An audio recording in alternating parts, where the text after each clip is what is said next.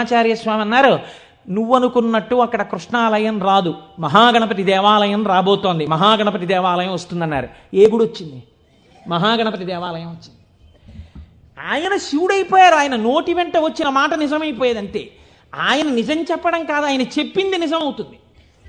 ఈ స్థితిని పొందడం, శివుడే ఆయన యందున్నాడు, తాను శివుడై ఉన్నాడు, ఎన్ని మెట్లెక్కుతున్నాడో చూడండి.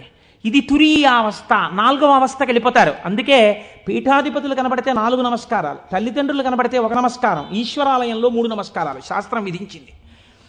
అది ఎందుకు చేయాలి, ఏ కారణం ఏమి, రేపటి రోజు నేను దాన్ని అనుసంధానం చేసే ప్రయత్నం చేస్తాను.